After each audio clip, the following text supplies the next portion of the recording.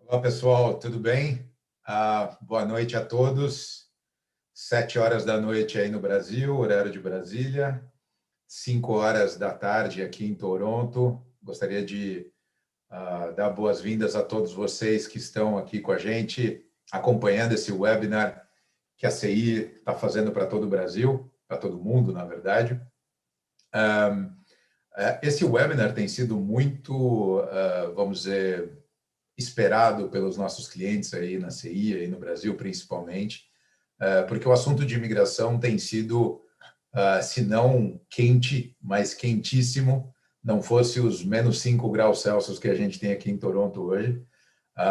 Muitos brasileiros, sobretudo, têm buscado esse assunto e se interessado em vir aqui para o Canadá, não só para estudar e trabalhar, mas para mudar individualmente ou em família, pelos benefícios e vamos dizer, pelo processo compreensível e planejável que é a imigração aqui para o Canadá. Então, esse é um assunto que está sendo extremamente abordado por muitos brasileiros que têm optado a vir e buscar uma vida aqui no Canadá para trazer sua família com os benefícios que o país tem, né, como segurança, saúde gratuita, educação gratuita também, de qualidade, e tudo aquilo mais que o Canadá é conhecido por oferecer aos seus cidadãos e tudo mais. E a grande questão do Canadá é que, ao contrário de outros países que também oferecem processo de imigração, o Canadá talvez seja o país onde o processo seja possivelmente o mais planejável, ou seja, é possível você fazer uma análise do teu perfil, entender qual que é o teu status atual em relação à elegibilidade do sistema, e entender que caminhos que você tem para se transformar em elegível através do processo federal, através do processo provincial e todos mais, né? Existem dezenas, né, de processos, né, programas de imigração no Canadá hoje, né, e que os nossos clientes podem entender melhor esses processos e verem, enfim, quais deles se adequam melhor aos seus perfis e seus objetivos, né? Aqui no Canadá, para você falar sobre o processo de imigração, falar sobre imigração de uma maneira geral, requer que você seja um consultor de imigração registrado, treinado num college para isso, auditado e controlado pelo governo canadense, né? Para que a informação seja passada aos interessados de maneira confiável, correta, atual, e que todos possam, né, usufruir desse serviço e fazer o seu trajeto, a sua jornada de maneira adequada, de maneira segura, né? Porque, afinal, fazer uma imigração, ser um imigrante, é um assunto, é uma jornada que é uma mudança, literalmente, de vida, né? Então, nós convidamos nosso parceiro, a Immigrate, né, o Sr. Bassel, ele é o consultor que vai apresentar para vocês, né? Ele vai fazer uma apresentação em inglês, tá? Ele é um consultor canadense, portanto. Eu vou estar aqui, então, se vocês tiverem perguntas para fazer, eu vou acompanhar o processo todo, tá? Podem fazer aí no YouTube, fazer aí na caixa de diálogo que vocês têm aí embaixo, pode fazer em português ou em inglês, tanto faz, tá? Nós vamos procurar deixar as perguntas para o final, para que a gente faça todas ao mesmo tempo, né? E vocês possam entender em detalhes aquilo que vocês procuram, tá? Fiquem à vontade para fazer as perguntas, não se incomodem, podem fazer no momento que vocês ouvirem ou tiverem a questão, mas no final eu devo concentrar tudo e passar isso para eles, em português ou em inglês, tá? Espero que vocês gostem, tá? E estamos à disposição de vocês, tanto o Basel aqui, como todas as lojas da CI aí no Brasil, para dar o suporte e apoio para vocês, se vocês desejam imigrar aqui para o Canadá, tá? Então, eu vou chamar o Basel, ele vai começar a explicação, ele vai passar por todos os processos, né, todos os principais processos de imigração disponíveis e, mais uma vez, fiquem à disposição, fiquem, né, convidados a fazer perguntas, tá? Hey, Basel, are you there? I just introduced you to the folks. Oh, you're there. I heard my name. I think this is my cue, right? Yeah, that's the hint you come in. So welcome, Basso. I just made a quick introduction about the subject you're going to explain. Okay. And they are welcome and invited to ask their questions, but I will leave it to the end so that we can like concentrate all the questions and answers. Okay. Sure. And just let me know. I'm going to go ahead and share my screen, and let me know if it is good to go. And Also, I think your audio is a little bit too low. I'm not sure about this. let me then do one more thing.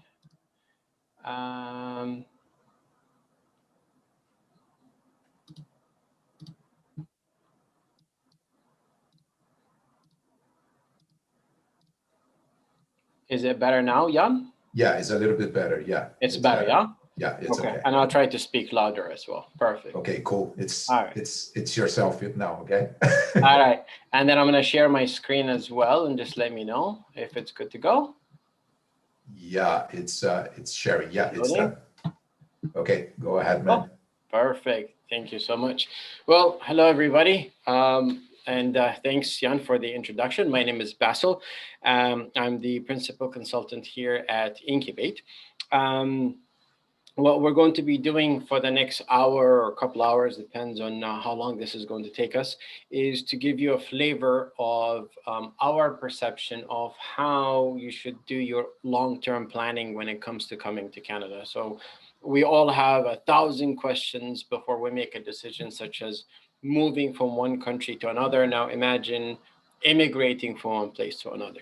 So we will talk about different topics. We'll talk about different avenues and different pathways you can take when it comes to making your decision about moving to Canada, regardless of how your plan is going to be.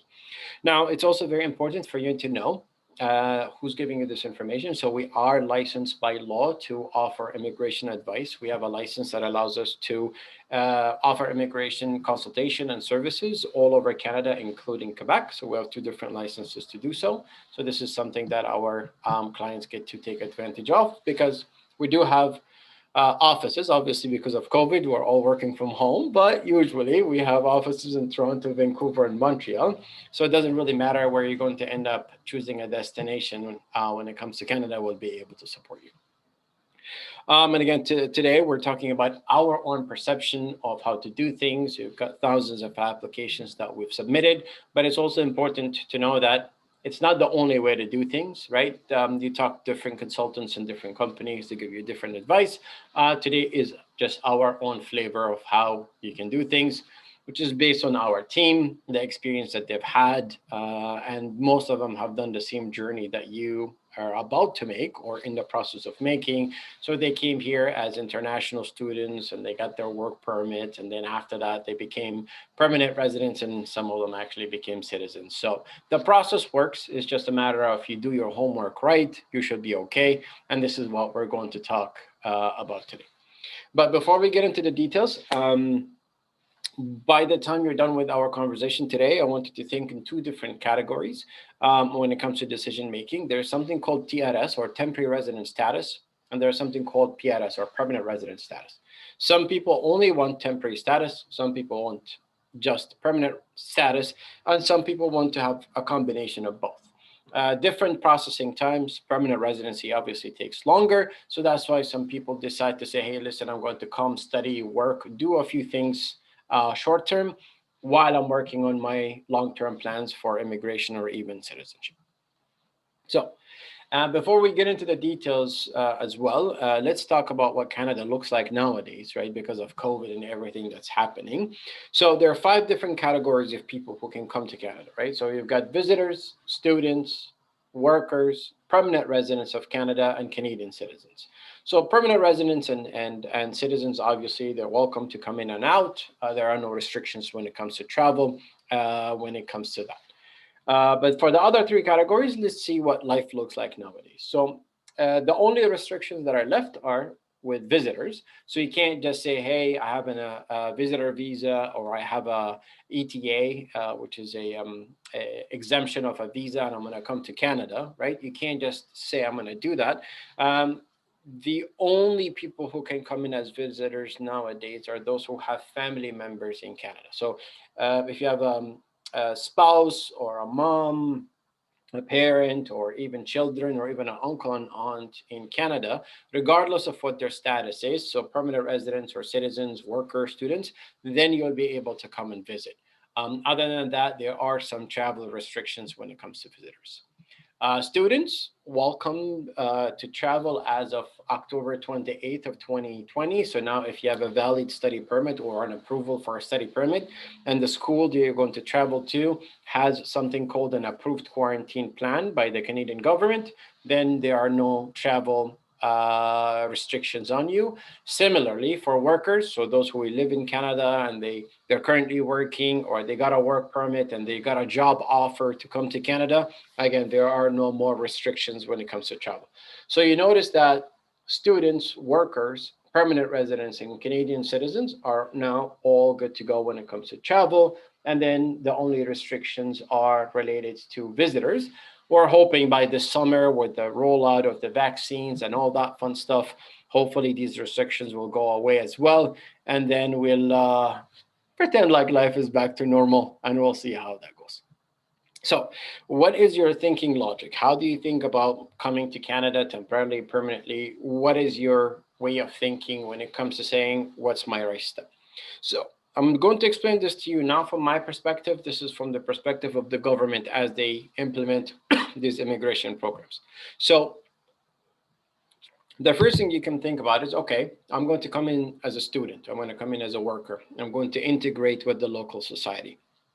Some people say, no, I'm ready to go. I have my language proficiency. I got I'm ready to immigrate. I'm going to come in as a skilled professional. I'm going to come in as a skilled worker right away. Others say, listen, I'm a bit older, in my 50s and my 60s. I'm not coming in really to work. I'm coming in to create work for other people. I'm going to immigrate and open my own business, my small project, and then I'm going to hire other people. And through this, I'm going to be able to get my permanent residency. Another way you can think about it is, oh, hey, I got into a relationship with a Canadian citizen or a permanent resident. So whether it is you're married or you have a common law relationship with somebody, you can sponsor each other to get permanent residency through something called spousal sponsorship. And then other people that might come back and say, I would like to sponsor my parents. I became a permanent resident. I came to Canada, and now I want to bring in my mom and my dad, or maybe my children in the future. So that's also another way to get permanent residency. And finally, for those who have they call it well-founded fear of prosecution. So somebody who got discriminated against in their home country, or they fled their country to go somewhere else, they apply as refugees or something else called asylum. Now, these categories are just the main buckets that you can think of. Almost 70% of all immigrants, they come either as skilled professionals or as students and workers, and then they convert their status into skilled professionals. So the first two buckets, or the first two categories, are the most common ways of immigration to Canada. So let's talk about that in detail. Let's see how you can come and use your previous experience in Brazil or whatever it is that you're currently living as a tool for you to immigrate to Canada. Again, I'm not going to explain this from my perspective. I'm going to explain this from the perspective of the government. First thing they ask is, hold on a second, time out. How good is your English and how good is your French? These are the two primary languages in Canada. They ask you, do you have advanced language proficiency in English or in French? If the answer is yes to either one of these two, they tell you, okay, now continue answering the rest of the questions. If the answer is no, they're going to say, okay, hold on a second. Do you have an intermediate level of English and French? So it's not either or, is do you have two half languages? Do you speak the two languages of Canada? And if the answer is yes, you can continue with the rest of the questions. And if the answer is no at that point, so you don't have advanced English or French, and you don't have the two half languages, they're going to tell you, I'm sorry, you're not going to be able to immigrate to Canada right away. I need you to come and study. I need you to come and work in Canada. I need you to get a job offer. I need you to move to a small area in Canada where not too many people immigrate. I need you to do something to become ready for immigration. Okay. Now, it's important for you to understand who you're talking to when it comes to applying for a specific immigration application. There are three different government bodies that you'll be able to potentially work with when it comes to visas and immigration. something called federal government, most people know it as express entry, something called provincial government. A province is like a state, right? So there are 10 provinces and 3 territories in Canada. So this is another entity you can talk to. And then finally, there is Quebec, which they have their own system called ARIMA. So express entry and ARIMA, they're almost the same. One is used for immigration to Quebec, and then express entry is used to immigrate all over Canada except for Quebec. So these are the 3 government bodies that you can potentially apply through and immigrate to Canada. Now, how does the government consider you as a good candidate, as a bad candidate, or how do you know what do you need to prepare when it comes to the different factors that the government they consider when it comes to your points? So before 2015, there were no point system. You just needed to meet minimum requirements for certain things. And then if you're eligible, you stand in line, you submit an application, you wait a few years, and then they'll be able to process your application and you immigrate. After 2015, the government created a points-based system where there is no more line, there's no queue. So everybody's sitting down in something called a pool. A pool is like a waiting room, right? And then everybody, based on circumstances, they get points. And then whoever has the highest points, they get selected first. Doesn't matter when they enter the system. You got higher points, you go first. And then the application process goes in 6 months or less. So the way that you get selected, or the way that every 2 weeks the government, they invite people to apply, is they say, okay, well, I'm going to look at your resume, right? Tell me about your work experience. Tell me about your education. Tell me about your age. How old are you? And then tell me about your language proficiency. There are other things that they care about as well, but these are the 4 most important things that they look at. And then they say, okay, English and French, I will allow you to take 1 of 2 tests for each language to prove to me your level. So in English, you can take either IELTS or CELPIP. And then for French, you either take TEF or TCF, just for you to be able to prove your language proficiency. Now, remember, you don't need both, right? It's either English or French. Unless you speak both languages, then you can take both exams. And then when it comes to your education, they tell you, okay, what do you have? Do you have a bachelor's degree, a post-graduation degree? Do you have a master's, PhD? What do you have?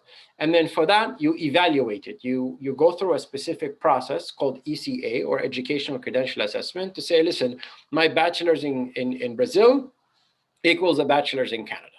Yeah. So this is how you'll be able to prove your highest level of education. And then there's your work experience. Again, doesn't matter where that work experience is. And then they tell you, okay, so what was your position? What did you do on a daily basis? What was your job position? In Canada, we call it NOC, National Occupation Classification Code. What is your job title? And then as long as it's a professional occupation, they will give you points for that. And finally, your age. Now, what's interesting is the first 3 things, so language, work experience, and education, these things you can always increase. You can always have higher English, higher French, higher education, and more work experience. The only thing that works against you is your age. The older you get, the more points you lose.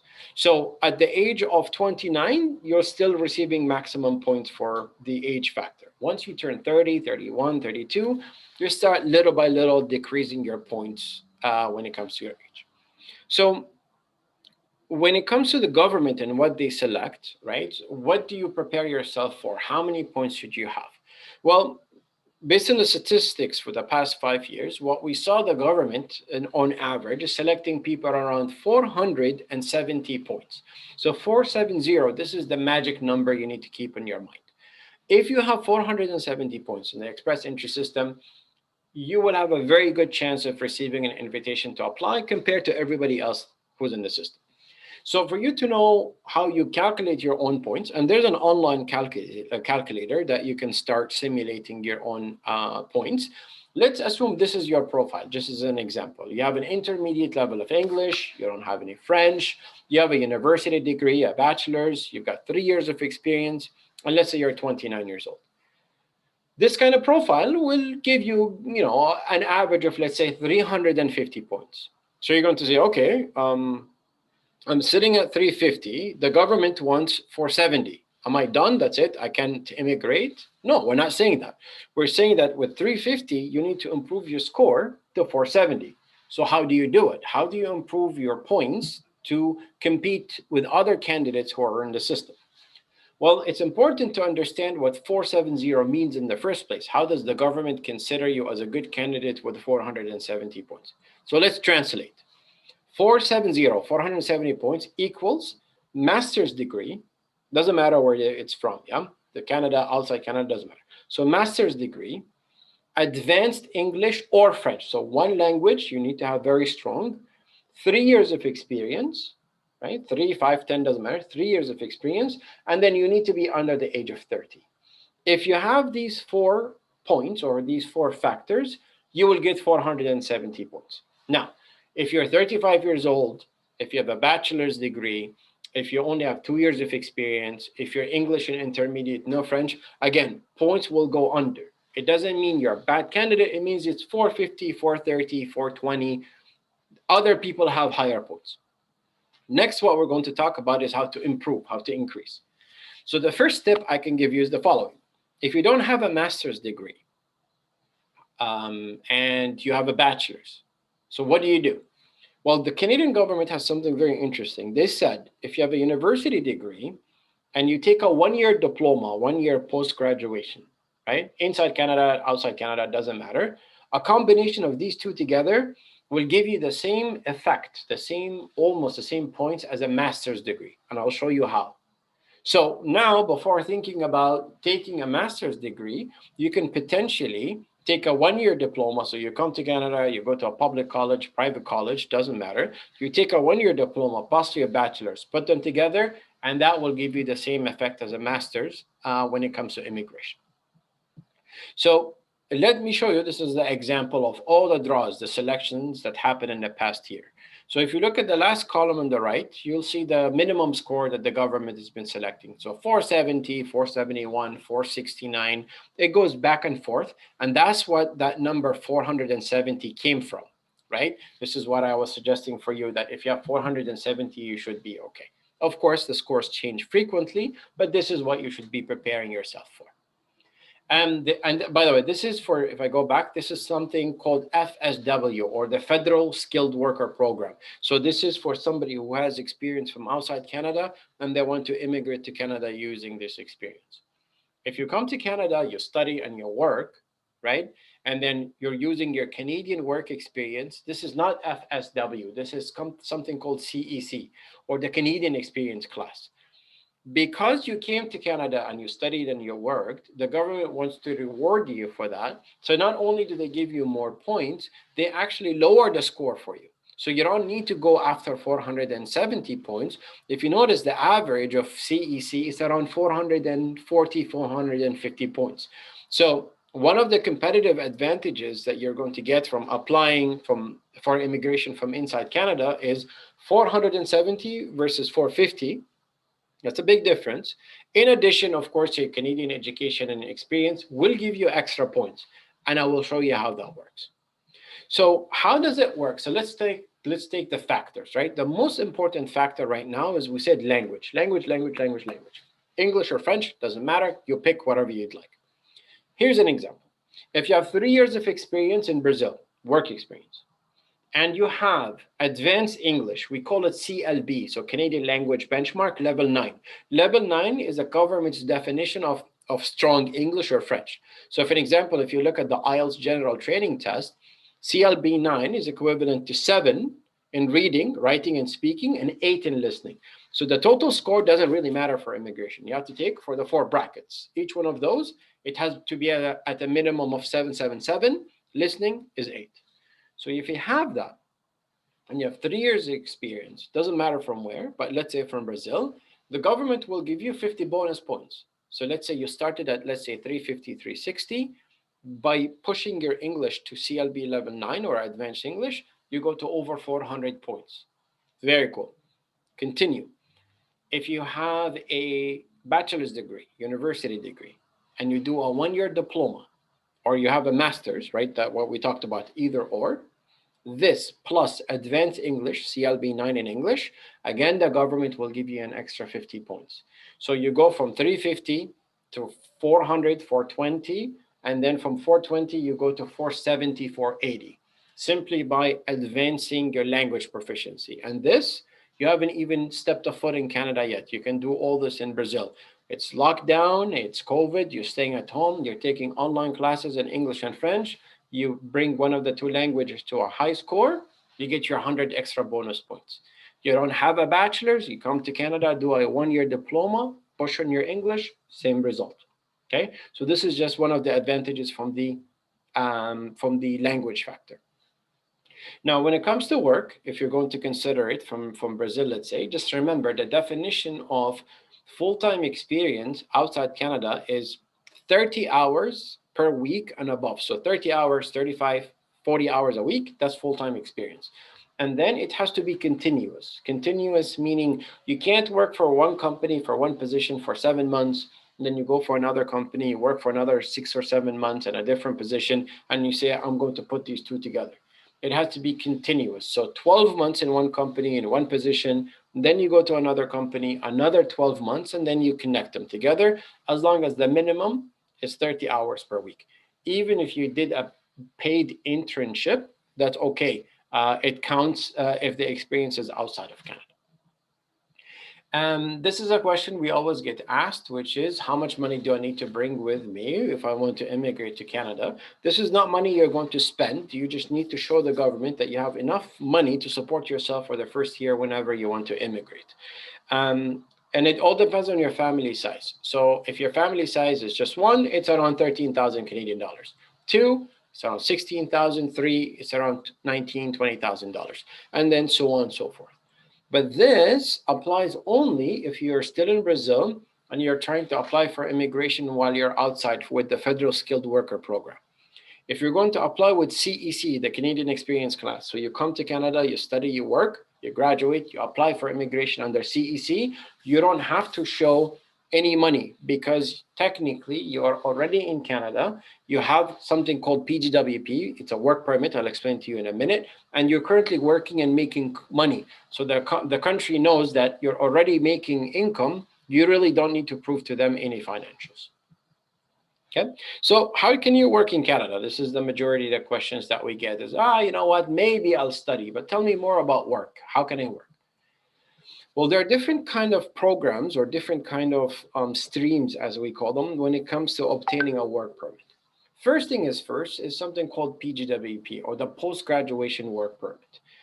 The PGWP is something called after graduation work permit. When I finish something, I'm going to graduate, and then you're going to give me a work permit based on that. If you're married, you have a spouse, you have a common law partner, your common law partner, your accompanying partner can work full-time with something called open work permit. So both of you can come to Canada. One is studying full-time, and then you graduate, you get a work permit. The other person will work full-time while you're studying. If you're not married, if you don't have a common law partner, it's just you with the PGWP and then the open work permit. If you don't want to consider studying at all, you just want to come and work in Canada, similar to the US, similar to other countries, Ireland, anywhere else, there is something called employer sponsorship. In Canada, it's called LMIA, or Labor Market Impact Assessment. A company needs to sponsor you. A company needs to give you a job offer. They go through a process and they say, we will give you a work permit for you to come to Canada. There are some circumstances, well, you don't need a company to sponsor you. I'll give you a couple of examples today about how you can come to Canada and get a work permit without actually requiring a company to sponsor you. There's also another category called IECU, the Canada Experience Class, or International Experience Class. This is based on your nationality. There's a list of 34 countries. So for example, Brazilians, sometimes they have 2 nationalities.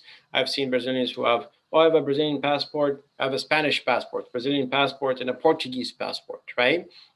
German passport, whatever.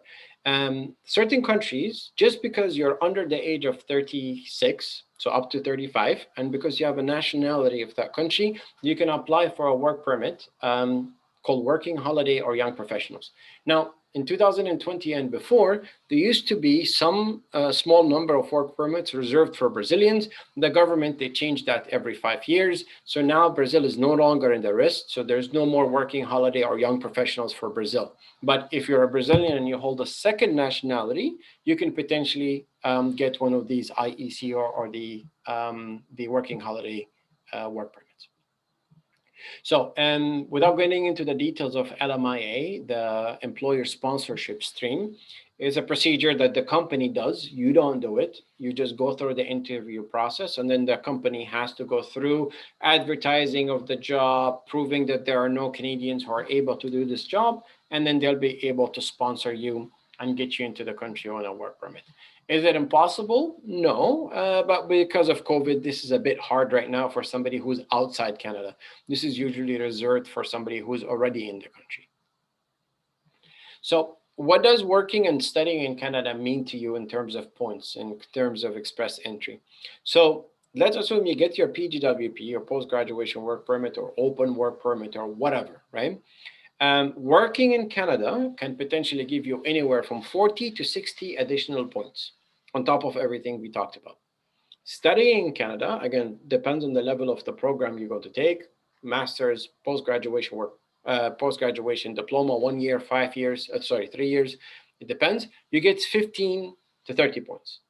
If you do get an offer of employment with the employer sponsorship, LMIA, you get 50 points.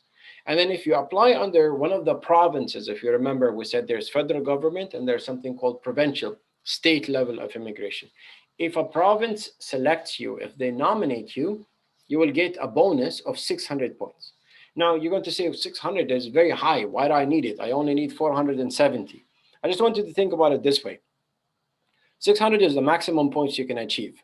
So if a province, they nominate you because you have something like something special about you, and I'll give you a few examples, then this is the way where the government says, the provincial government says, you know what, skip the line, take the maximum points and apply.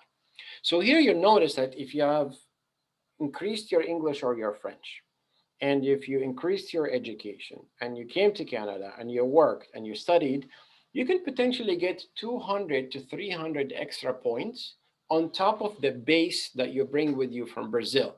Of course, if you do the PMP or the provincial program, you're going to get many, many points through that system if you're interested to do that. Now, I'm going to talk to you about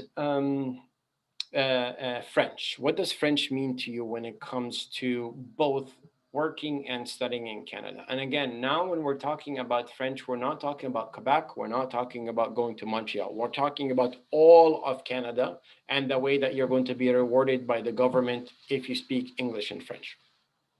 So in October of 2020, just a few months ago, the Canadian government came back and they said, all right, listen, if you have an intermediate level of English, right? So they call it B1, which is CLB level 5.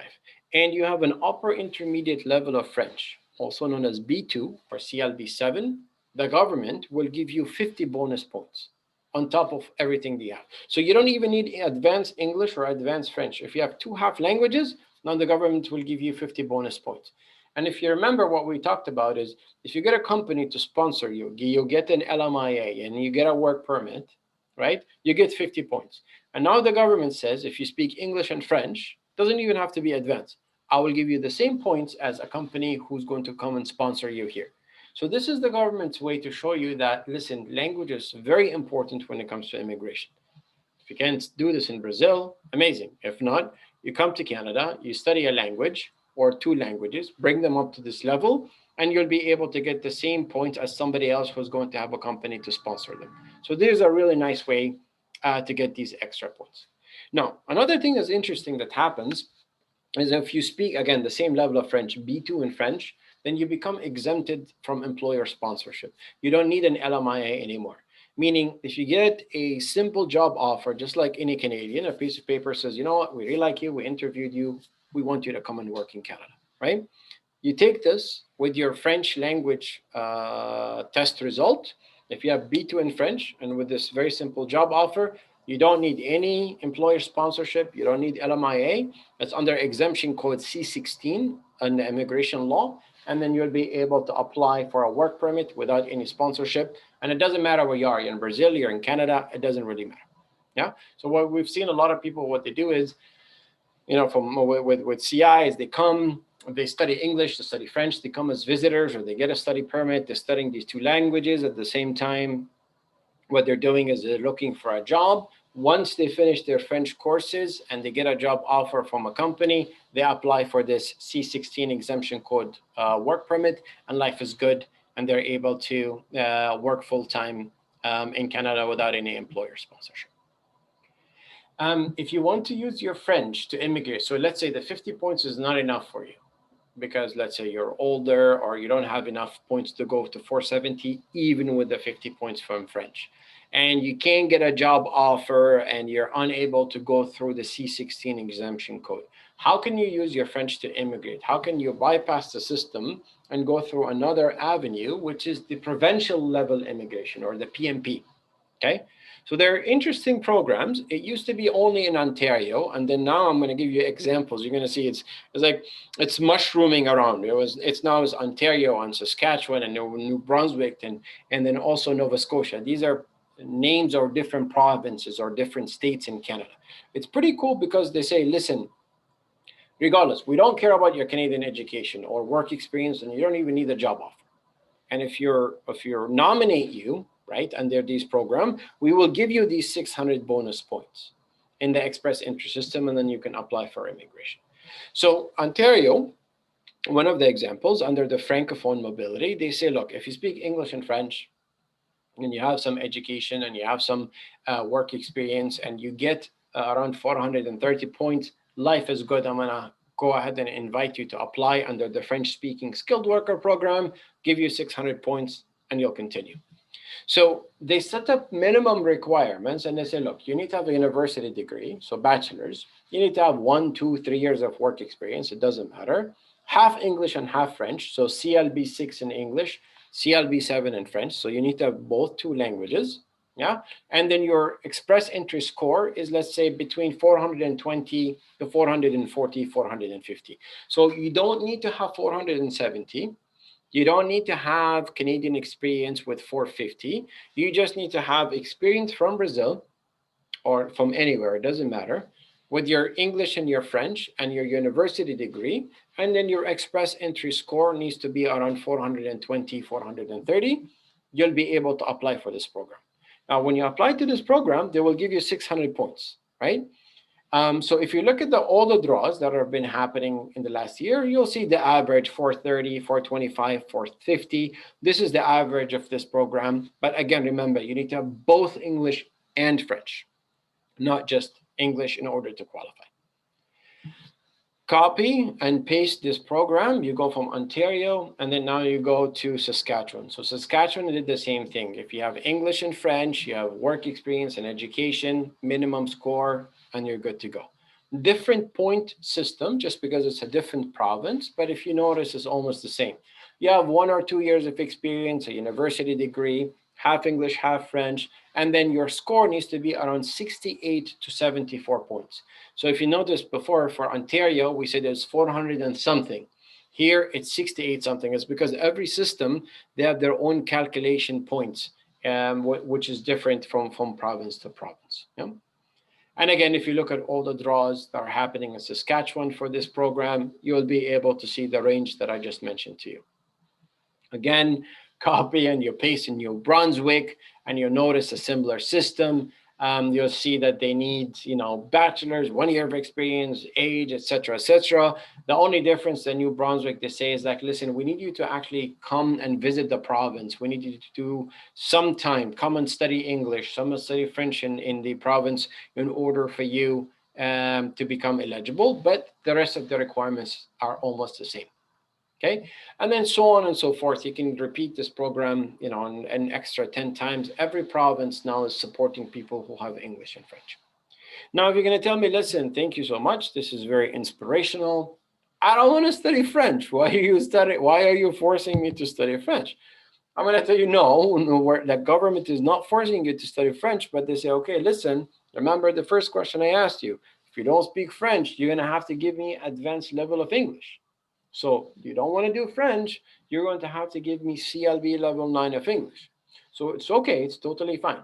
Now, if you have advanced English and you still don't have enough points in the express entry system, so you can't do your 470 points, there are options on a provincial level that will require you either to come and study in that province. So this is just an example, New Brunswick, right? So there is something called the International Student or the International Graduate Program. There is something called the New Brunswick Foreign Worker Program, which means come to New Brunswick and work in New Brunswick.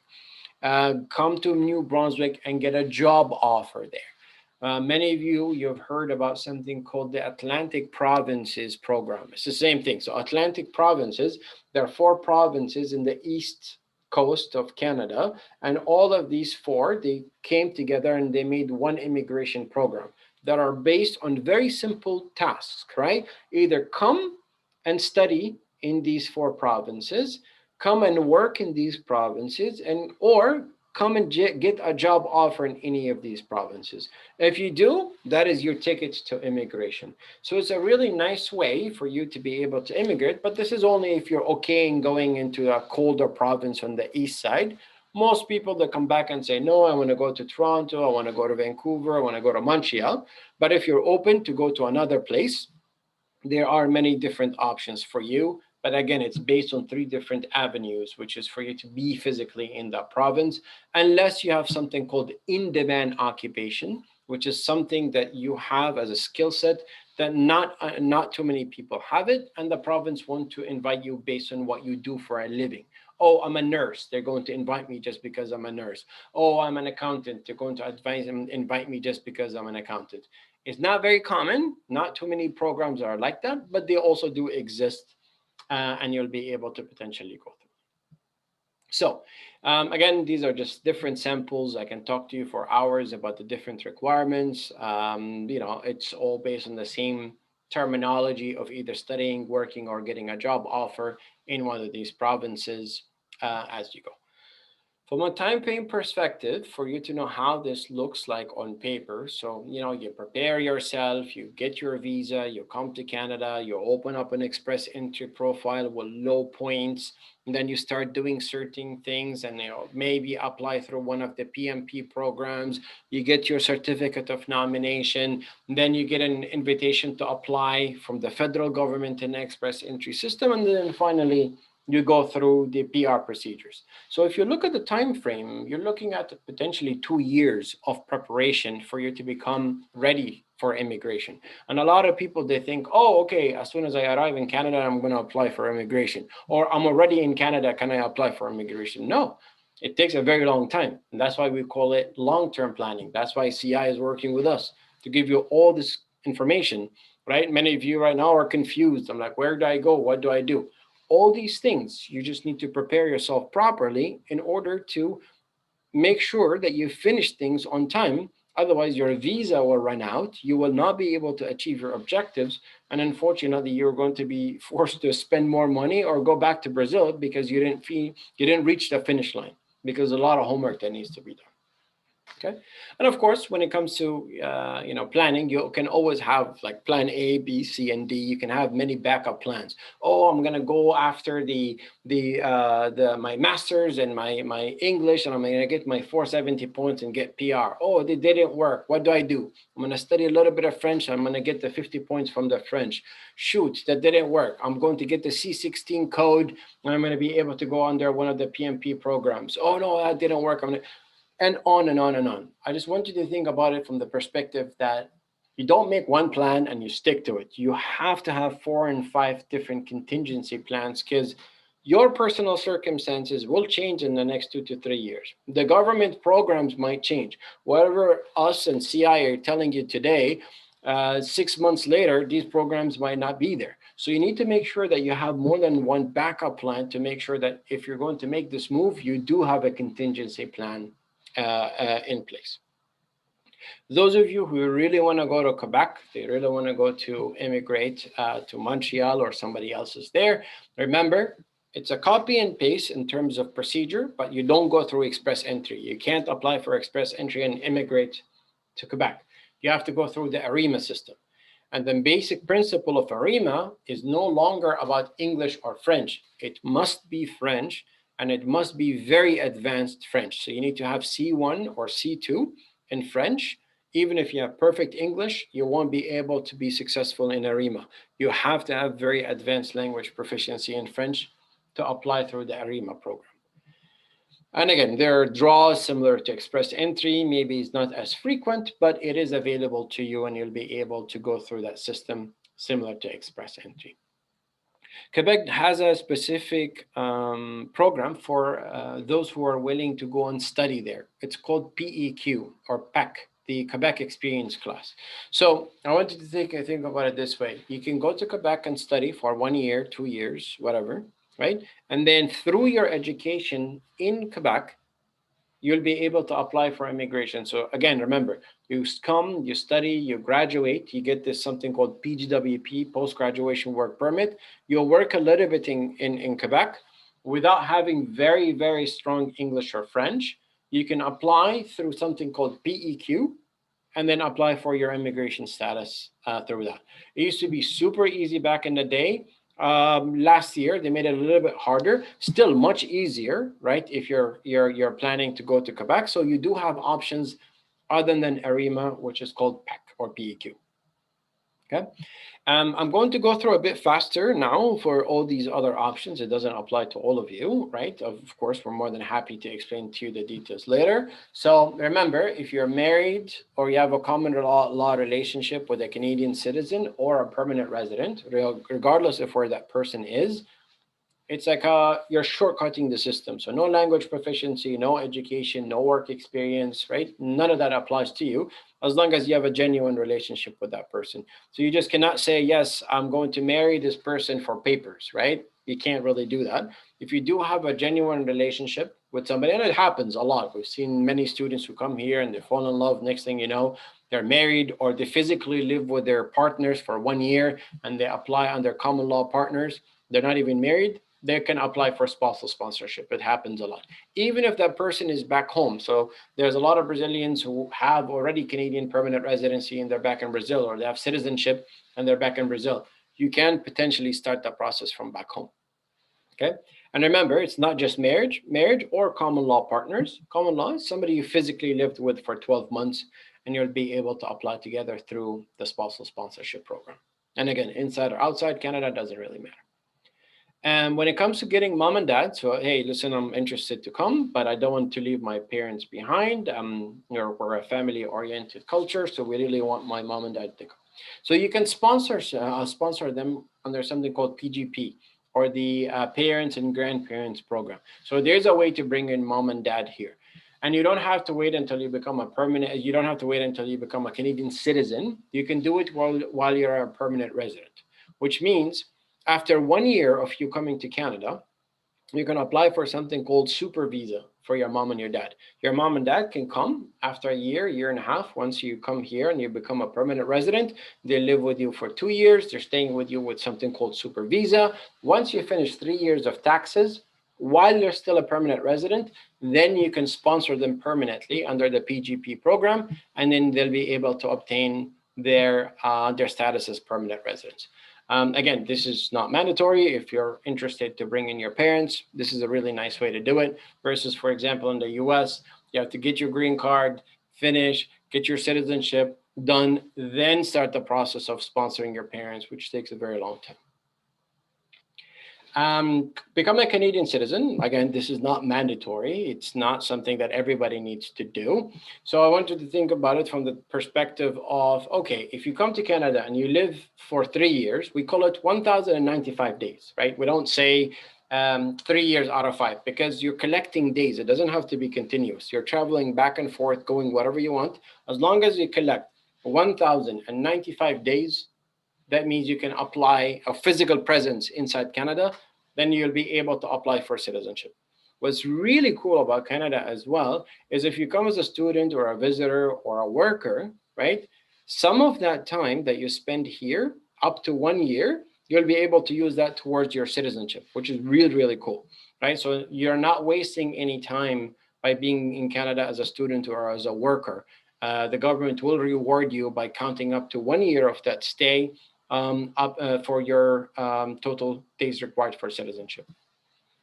no interest in citizenship. You just say, I want to keep my PR card for 5 years, and I want to keep renewing it 5 years, 5 years, 5 years. The government made it very simple. Live in Canada for 730 days. Again, we don't say 2 years because you can go and come back, right? So live in Canada for 730 days. You'll be able to renew your PR card. 5 years, another 5, another. So it's up to you. 730 days, give you 5 years extra in PR. Upgrade that to 1,095 days, you're eligible to apply for citizenship. So some of you might have PR status from the past. If you want to get it back, you want to go to court, you want to do something called an appeal because you were unable to stay in Canada because of whatever, there are certain procedures you can go through. We can advise you on that some other time, but there's procedure to do so. So what do you do next, right? So right now, I confused all of you with a million different things, and provincial nominee programs in English and French and studying and working and this and that. And there's a million questions that you're going to go through. So what do? What you need to do is you need to come up with your own plan, your own customized assessment and evaluation. You say, this is my target. This is what I would like to do. 470 points. Me personally, what avenues do I need to do in order to achieve that? And then you go through the customization of your own individual plan. I'm married, I'm not married, I've got kids, if not, which province do I go to? All these different things. You're smart, you can do it yourself, and you think you can do your own research, that's amazing. If not, you hire somebody like us, you work with us in CI, we will give you a full report with your customized plan, we give you a consultation, you pay us a little bit money, not to process any applications for you, to dedicate 2 hours of our time to speak to you, in addition to give you all your different avenues before you start spending money, before you go and you talk to CI and say, oh, send me to a 2-year public college or send me to a private college. I want to do this. I want to study this. Before you do that, we give you the plan, the requirements, the details.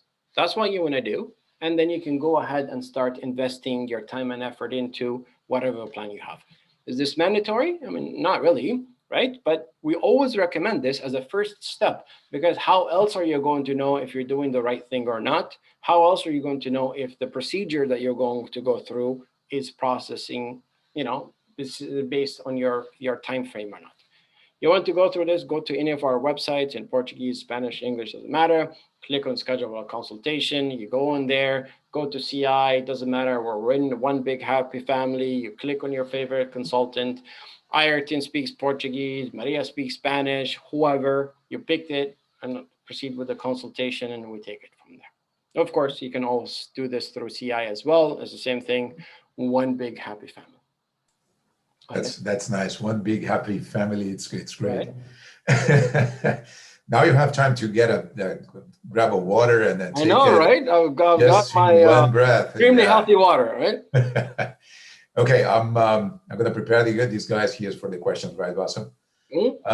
Bom, pessoal, eu sei que foram muitas informações, a quantidade de dados aqui que o Bassel passa para vocês é enorme, mas, de fato, a gente tem uma pretensão aqui, pelo menos em princípio, de passar uma quantidade grande de informação para vocês entenderem que realmente existem muitas opções, né, de imigração, existem muitos vamos dizer assim, pré-requisitos para você fazer, né?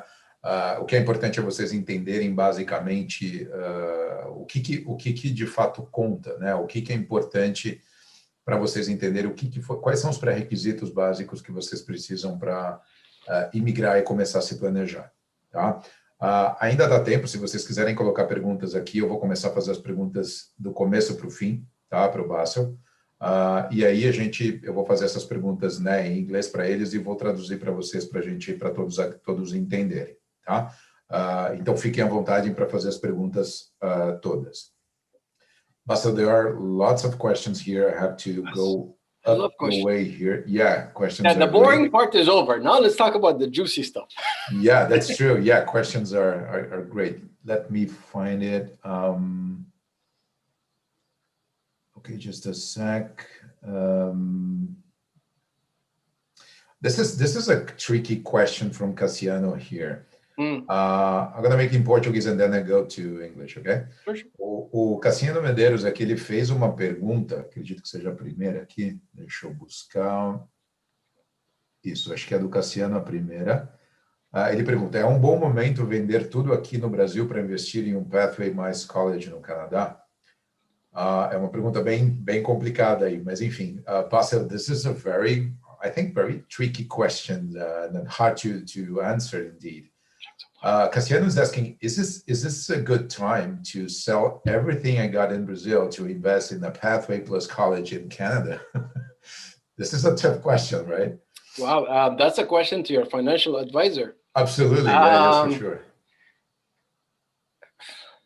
Look, rule number one about life, you don't put all your eggs in one basket, right? And in a time like this, it's COVID. Today, I can tell you one thing, tomorrow morning, things are different. We've seen 2020, literally every single day, new law, new regulation, new this, new that. I can tell you from a Canadian perspective, all that we have seen in the past 6 months is one positive thing after another. So more restrictions are being removed. Certain things, like for an example, just yesterday, the government announced that every international student who came to Canada and studied and had a post-graduation work permit for 1 year and they lost their job, they can now apply for an additional work permit for a year and a half, right? So there are positive things you can see. My advice to you right now is meet things halfway. For an example, apply to come to Canada because processing time is 6 to 9 months, right? For you to be able to come here. What do you do for the next 6 to 9 months? Take online classes, English or French. So improve your language proficiency, do whatever it is that you need to do while you're in Brazil online. And then once your visa is approved, hopefully by then vaccinations are done, and then you can come towards the end of the year. So if you're targeting September, it is a good time, right? By then, hopefully things will be resolved. The question is, what do you do for the next 9 months? Wait? I don't think you should wait. I say take online classes, English and French. I can never say this enough. Yeah, that's great. This is a very tricky question because it's all or nothing. It's very tough and risky to do. Ok, Cassiano, eu vou responder o que o Bassel falou, mas eu também vou adicionar algumas coisas, tá? Ele falou assim, bom, é difícil responder isso, óbvio, porque é uma pergunta de tudo ou nada, então realmente seria importante encontrar uma alternativa onde você tivesse algum tipo de equilíbrio, não botar tudo ou nada em alguma questão, porque não só em 2021, né, a gente vê que todos os anos a gente trabalha já com imigração há um bom tempo e a gente atende centenas de clientes todos os anos. É difícil dizer qual é o melhor ano para você fazer isso, mesmo com pandemia. Tá? O que o Bassel colocou, que é importante, é o seguinte, o que você pode sim fazer já, se o seu interesse é vir para o Canadá, é começar a trabalhar paulatinamente para o processo. Então, por exemplo, como você colocou aí, esse um ponto super importante que o Pathway, né?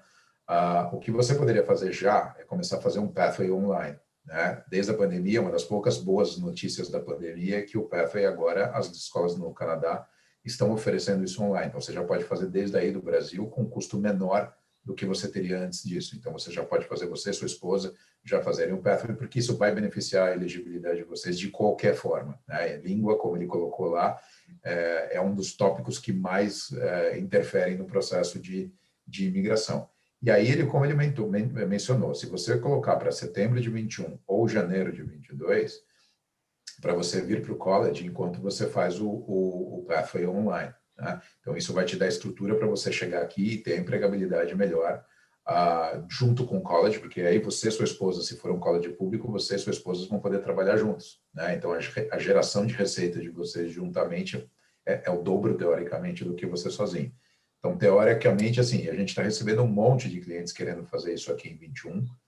Se você fizer isso com planejamento, isso é o mais importante, não botar todas as fichas numa coisa ao mesmo tempo. Então, começar paulatinamente, a se planejar para vir com o seu path, etc., faz mais sentido.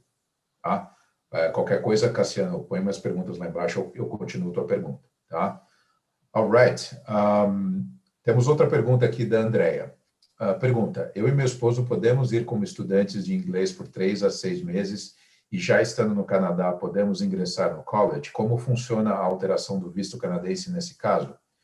Also, this is a question that perhaps you have to answer it during the pandemic and the general rule outside the pandemic, right? The question is, me and my spouse, can we go as a student English for 3 or 6 months? And already being in Canada, can we apply for a college and change our visa inside Canada? Right. Very good question. There are two things I need to think about, right? Which is what Jan was mentioning. There's something called COVID and COVID restrictions for travel. And there is something called normal everyday laws and regulations. So let's talk about the first part, which is as of today, until these restrictions are taken. You can't come as a visitor to Canada. If you remember the travel restrictions, you can't just say, hey, I'm going to come as visitor and then I'm going to, study some language and then later on I'm going to change my status. The entry point, it's not possible unless you have a family member here. So this is the first restriction. So that means for you to come to Canada, you already need to have a study permit. You need to, or have applied and have been approved for a study permit. So maybe you want to apply for English and also college. They call it combo. So you're applying for these two together, right? And applying for a study permit before you come to Canada, then you can go ahead and study English and continue with the college. This only applies right now during COVID. Let's say there is no more this thing called COVID, right? So you can come as a visitor, no problem, enter Canada, take some English courses, and then you can do something called pathway, which means you're taking classes that are prerequisite to a college program, and then you can change your status from a visitor to a student, right? But because of the travel restrictions right now due to COVID, you wouldn't be able to come in as a visitor. So what I would recommend you to do is to apply for English and college, apply for a study permit from outside. Once that's approved, you can come with your study permit to study English and then later on do college. But if they apply these days, Basil, during the COVID, if they want only to apply, at least initially, to English, like 6 months, are they able to apply for if they're going to be, So there's a very, very good point that, Jan, you're bringing up here is if they're going to apply for 6 months English and above, they can get a study permit just for English, right? So they don't even need to apply to college. So they can get a study permit just for language, and then they can go ahead and extend the study permit for college later. Or like we were saying before, study English online, come to Canada directly to college, and you don't have to study a language while you're outside. So there are different ways to do this. Okay, great. Andrea, o que o Bassel respondeu para você é o seguinte, com a pandemia muda um pouco a situação, obviamente, né? Mas se você aplicar para o inglês por 6 meses, tá? Você poderia pegar um study permit mesmo, pelo menos 6 meses você pega um study permit, e aí você viria e você poderia fazer exatamente isso que você falou. Você estando aqui no Canadá, aplicar para um college e aí renovar o seu study permit daqui também. Sim, é possível, desde que você estude pelo menos 6 meses. A grande questão hoje, né, assim, talvez para o teu plano, não sei se você está imaginando fazer uma aplicação em 2 estágios, quer dizer, eu aplico para inglês, para os requerimentos de visto serem mais simples, e depois eu aplico para college de novo, mas hoje, agora, né, no Canadá, você iria estudar online de qualquer forma, nesse momento em janeiro, porque aqui estão tendo as restrições do Covid. Então, se a questão não envolve um visto de duas etapas, talvez o mais interessante seria você pegar o teu Pathway Program aqui do Brasil e estudar online, e aí você viria para o college especificamente, ou fazer os dois juntos, né, pedir um study permit junto para o inglês e para o college, tá? Porque isso talvez fizesse mais sentido sob o aspecto de concessão de visto e a disponibilidade de você estudar inglês online, tá? Quer dizer, na pandemia, mais para frente, talvez isso não faça muito sentido. Basil, perhaps the question is about the 2 steps visa application, because applying for just a study permit for a 6 months English course would be a lower requirements. Yeah, that's perhaps that. The other thing also it's important to maybe mention here is that the eligibility for work in Canada, meaning if you come and study just English or French, you can't, even if you have a study permit, you can't work, right? It's not like Australia where you can come and study, well, you can go and study a language and then you'll be able to work. So if you apply for a study permit, or even if you come as a visitor, you're studying a language, you won't be able to work. You can only work once you enter the college. So maybe it's better that you finish the pathway program online while you're still back in Brazil, get that out of the way. So then later on, when you come to Canada, you go directly into college and right away you'll be able to study and work. Versus if you just come to study a language, you can't work. And then that could potentially be financially a lot more expensive for you. Yeah, that's absolutely true. Então, um outro ponto que ele falou e é importante é o seguinte: se você vier com inglês, né, e entrar com inglês 6 meses ou mais, e depois o college, durante o período do inglês, você não vai ter credencial, você não vai ter autorização para trabalhar legalmente. Então, isso, sob aspecto financeiro, vai ser um pouco mais caro, né? Lógico que você vai estar aqui no Canadá, de repente é a sua vontade, mas você só vai poder trabalhar efetivamente quando você entrar no college. Então, talvez sob aspecto de financeiro exclusivamente, seria interessante você fazer um pathway agora, desde o Brasil aí, e aí só vir para cá quando você tiver o college, que aí você vai ter a credencial de trabalho junto com o estudo, que aí pode te gerar mais renda também. Ok, let's move on. O Cassiano pergunta aqui, perdão, o Ricardo pergunta aqui, eu sou um engenheiro florestal, posso pegar meu visto de imigração? Talvez falte um pouquinho de pergunta de dados aqui, Ricardo, mas eu vou fazer essa pergunta de qualquer forma. Basil, this is a very, very broad question. Perhaps you might need more information, but Ricardo is asking, he's a forestry engineer, and can I get an immigration visa? I think it's based on this profession or his degree. Right. So, remember, 2015, everything changed. So now the Canadian immigration system is not based on your profession. It's based on the level of your profession. So an engineer, that's level 0 or level A in the NOC level. So you can apply to immigrate to Canada. It doesn't matter what your profession is. You can be a doctor, an engineer, a nurse, you can do whatever, right? Now, once you come to Canada and you immigrate, then you have to get something called license to practice. So you can come to Canada and you can change your profession. I don't want to be an engineer anymore. I want to become a project manager. I want to become a bartender. Nobody cares. There are no restrictions for you to stay in the same profession when you come here. But let's assume you do want to continue and you want to become a licensed engineer in Canada, then you have to go through specific licensing procedures in the location where you live in. So Ontario, BC, Quebec, every province, they have their own regulations. You have to take a test and go through a licensing process. So to answer your question, you can apply for an immigration as an engineer, but once you arrive in Canada, you cannot practice as an engineer until you finish your licensing procedure. Same thing with architects as well. It's the same procedure. Right. So the degree alone or the profession alone is not enable him to be eligible, but like instantly. Right. And then, another big step is to get licensed here. Yes. to exercise their right. Okay.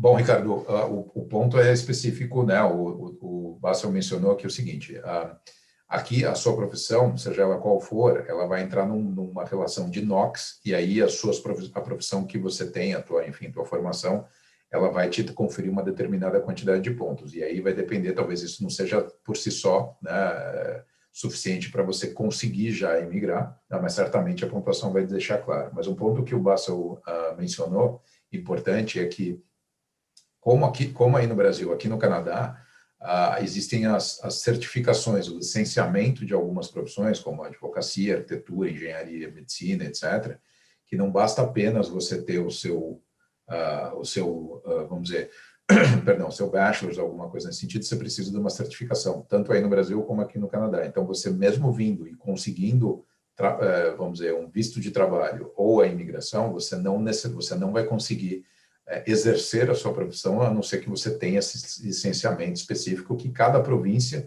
na província onde você quiser, vão ter as etapas. Então, você vai fazer provas, de repente fazer alguma etapa acadêmica também.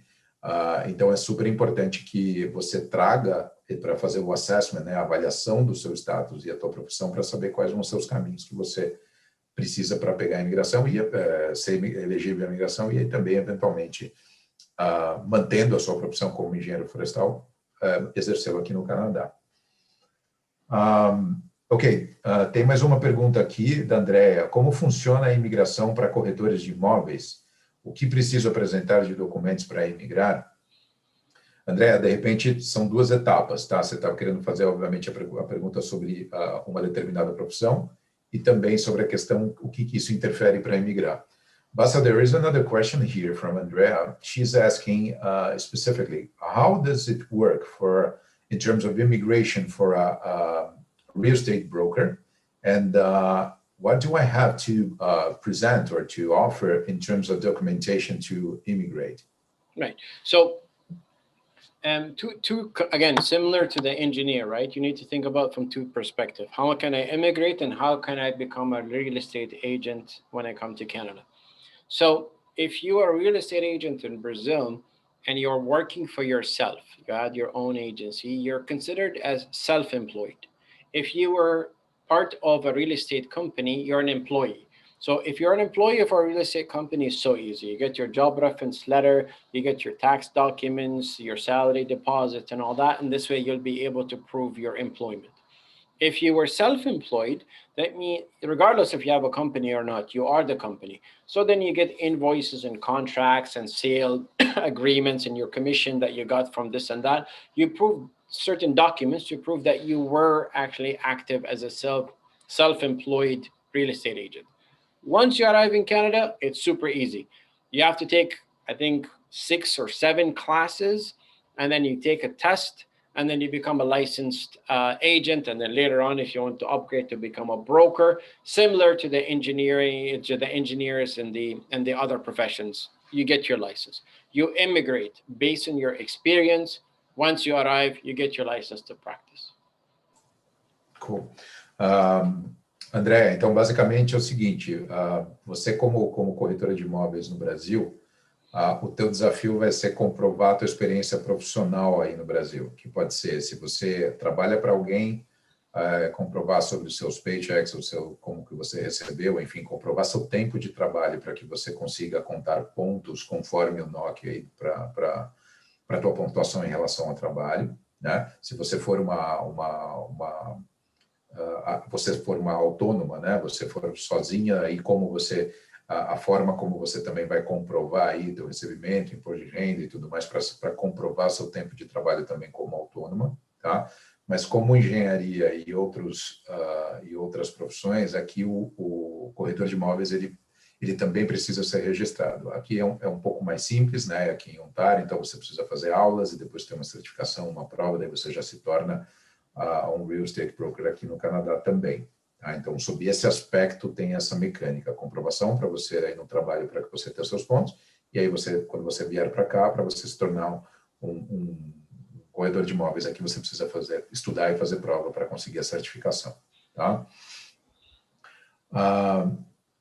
Tem uma outra pergunta aqui da Fernanda, fala assim, precisa de 3 anos ou mais de experiência, não é um ano só? Basil, Fernanda is asking about how long you have to have, or the cap, the top time of work experience that can be offered. He's asking, is it 3 years or more of experience, or is not just 1 year to offer? The maximum points, you get 3. So you have 3 years of experience, 5, 10, 15, 20. You max out at 3 years of full-time work experience. So it doesn't really matter if you have any more. Same thing with the age. So the age, they said age of 19 to 29. Same thing with like the level of education. They put brackets, and the highest level of points you get from work experience is 3. Unless it's like 3 years in Brazil and like 1 year in Canada. That's a bit different. But outside Canada, it's 3 years. And what about inside Canada? What's the Then maximum? It's 1, 2, or again, 3 and 3. This is when you max out. But technically, if you have 3 years of experience in Brazil and 1 or 2 years of experience in Canada, you're like over 500 points in total. You never need to go 3.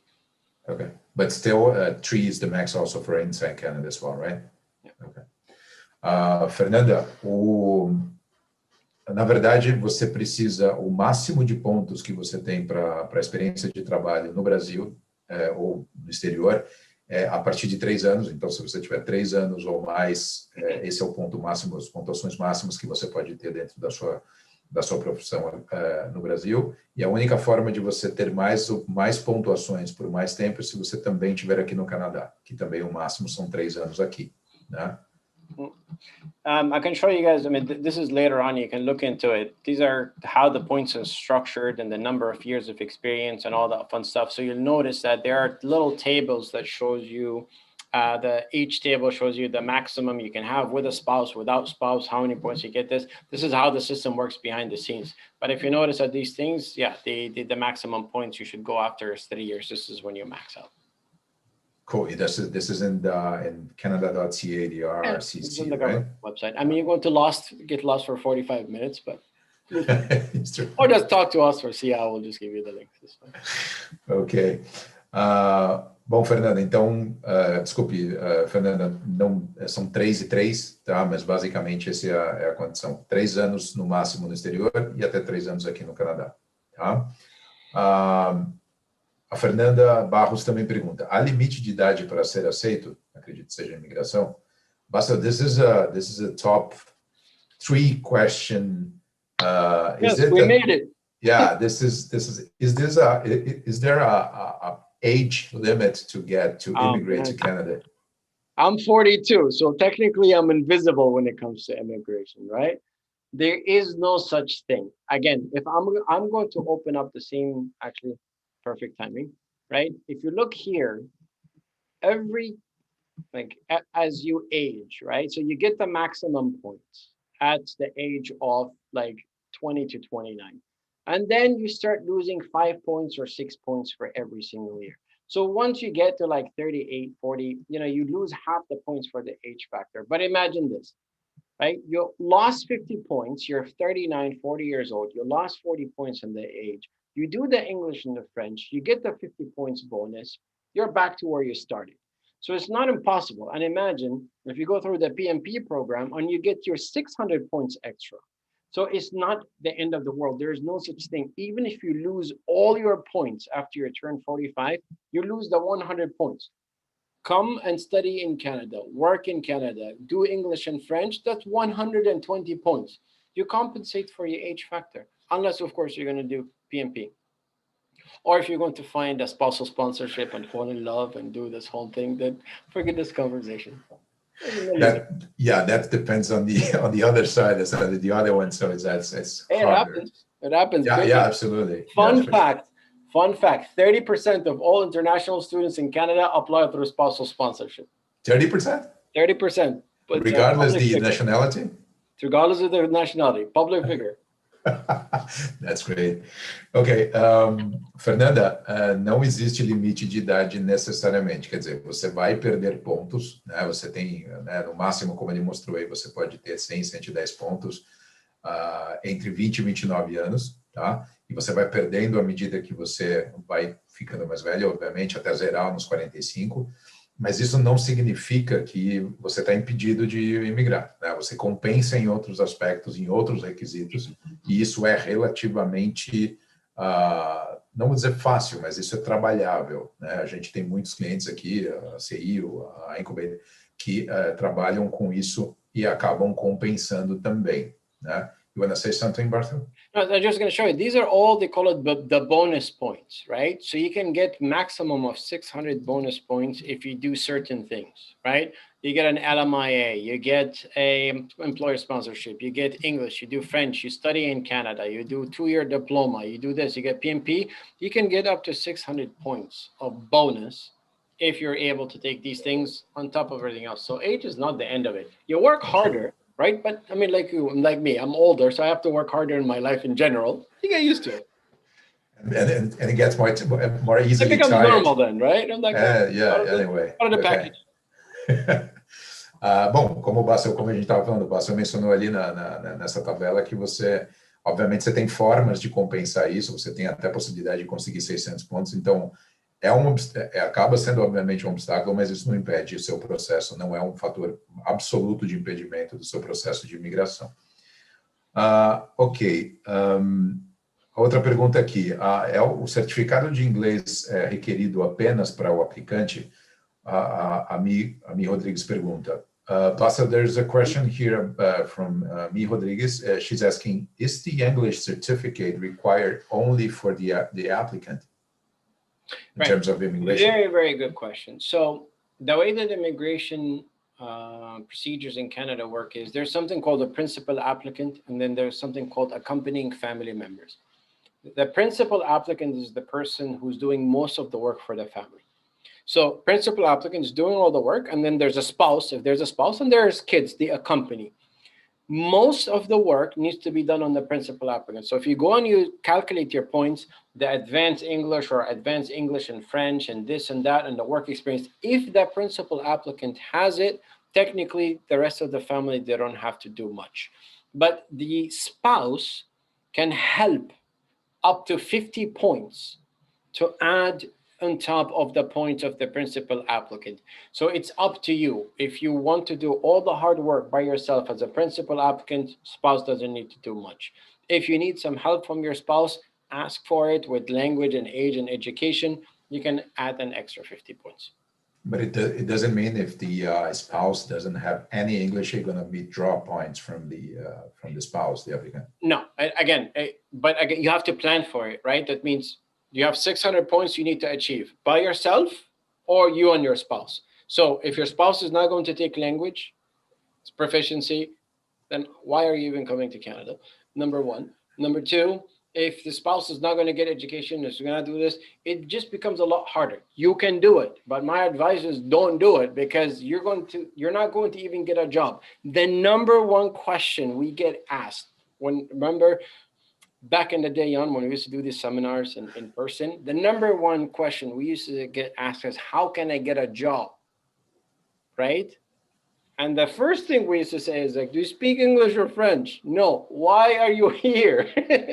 You have to. It's like me going to Brazil and saying, I don't speak Portuguese and I'm going to get a big job. I'm going to be a big shot manager. It doesn't work. You have to, both you and your spouse, take my advice. Not for migration, for normal life. And Jan knows this. Yeah, that's for sure. Definitely. Okay, Mi, na verdade, como o Bassel falou, né, o certificado ele vai ser requerido absolutamente pelo aplicante principal, sem dúvida nenhuma, né, mas ele pode ser colaborado pelo spouse também para até 50 pontos, né, mas como o Bassel mencionou, lógico, seria importante, obviamente, o spouse, né, também ter um nível de inglês importante, ou francês, enfim, depende de onde você for, para que a questão de empregabilidade dos dois, né, não só do aplicante principal, mas também do spouse, ou do cônjuge, ou enfim, de quem vai junto, para que seja vindo para cá, conseguindo a residência permanente, e vocês dois, né, sejam elegíveis a bons empregos vindo para cá. Tá? O Bruno Barbosa pergunta, gostaria de saber se tem alguma diferença entre ter um diploma de uma universidade do Brasil e uma americana. Bassel, Bruno asks, he wants to know if there will be any difference in having a degree from a Brazilian university or whereas having a degree from an American university, for instance. Nope, Canada does not discriminate. If you're born and raised in the U.S., you only speak English and you only went to U.S. schools, you still have to go through the exact same immigration procedures as somebody who was from Brazil. An American has to take a language test just like how a Brazilian is. If you take a degree from the US, you still need to equalize it just like how you do it in Brazil. Brazil has very strong universities. So if you do get a degree, diploma, bachelor's, whatever from Brazil, whenever you do the ECA, if you remember the equalization process, it's usually 1-to-1. So it makes no difference. If the degree is not from Canada, everywhere else is the same. Cool. So you can do it in Brazil. It's fine. Ok. Bom, Bruno, a resposta bem direta é não tem diferença. Todas as universidades, toda a parte educacional feita fora do Canadá vai ter que ter uma equalização, uma equivalência aqui no Canadá, né? Então, todo mundo que se formou fora do Canadá vai ter que apresentar e fazer a avaliação desse degree que você ganhou, dessa graduação, seja no Brasil, seja nos Estados Unidos, onde quer que seja. Então, a rigor, em princípio, não há diferença. Tá? O que pode, obviamente, alterar é, obviamente, se as duas universidades tiverem as mesmas matérias, as mesmas cargas horárias, o mesmo, vamos dizer, degree, eles valem da mesma forma. Tá? Deixa eu ver aqui mais para frente. A Andrea pergunta, profissional autônomo entra em algum NOC no Canadá? Por exemplo, nail designer, existe documento no Canadá comprobatório dessa profissão? Consta como trabalho? Okay, Vassal, Andrea asks about the self-employed professional. Does he or she levels like a NOC, a NOC? Yeah. So usually, let's say you're going to take a self-employed. Again, it all depends on what you're doing, right? So self-employed what? Self-employed real estate. Nail designer.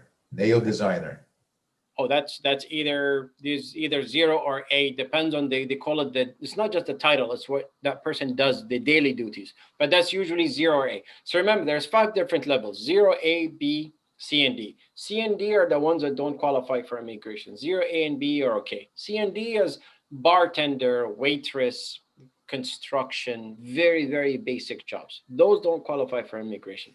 Anything else, regardless if employed or self-employed, you're fine. Okay, so manicure, it's like nail designer. So again, nail designer is different than, like, hey, I work at a nail salon. Right. Okay. So, and again, maybe I was managing a salon. I was supervising people in a salon. That's okay. That's level B. Even if you work in a restaurant, if I was a supervisor in a restaurant, that's level B. If you're a bartender or a waitress, you're not. That's level C. So it depends on what you really did on a daily basis. That will depend on the level of the job that you've had. Okay, got it. André, então, na verdade, mais do que o título da sua ocupação, o que mais importa são as suas atividades que você fazia. Então, por exemplo, você como nail designer, se você era manicure especificamente, ou se você supervisionava alguém, ou supervisiona alguém, ou gerencia um salão de beleza, enfim, o que precisa entender especificamente são as atividades que você faz no ambiente que você fazia. E aí os documentos, what about the documentation, Basil? I mean, if you were a nail salon manager or supervisor or manicure, how you And you were self-employed? Yeah, kind of. Either self-employed or you're an employee for that. If you're an employee, it's super easy. It's the job reference letter, your contract, your salary deposit. It's very easy, right? It's very straightforward. 2 or 3 different documents and you're done. But when it comes to self-employed, it's a bit different because you need to prove that you have been active in this job full-time. So you have to show your expenses, your receipts, your invoices, your contracts, support letters from your let's say if you have any employees, if you have any your clients, right? Anything you provided as a service. If you have a government document that proves that you have a license to be a nail specialist or whatever it is. So there's a list of around 15 or 20 different documents you can pick and choose from to prove your self-employment. But normal employment is just 2 or 3 documents. It's very straightforward. You can also use like your tax return as well, right? So tax returns, tax filings. Okay. Andrea, então, assim, para você se comprovar o que você faz, então, são as atividades. Se você é empregado, toda a sua relação com o seu empregador e tudo mais, né? Agora, se você é autônomo, como é o caso da tua pergunta, aí documentos aí vão ser uma variedade de documentos um pouco mais amplas, né? Do tipo, as suas notas fiscais que você emitia para os seus clientes, invoices que você tem de compras que você faz, seu próprio imposto de renda, como você se qualifica no imposto de renda. Então, aí precisaria ver especificamente que documentos de atividades que você vai ter para comprovar a tua profissão, né? Let's move on.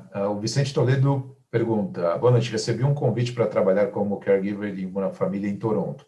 Quais as formas de imigração posso aplicar para ir com a minha esposa e filhos? Basil, Vicente is asking about, he just had an invitation to work as a caregiver for a family in Toronto. what ways or what avenues of immigration he can choose to within this job. So as a caregiver, it's a completely different structure than what we just talked about right now. There's a specific, really, really cool program that just introduced by the Canadian government for caregivers. So caregivers, there are two subcategories.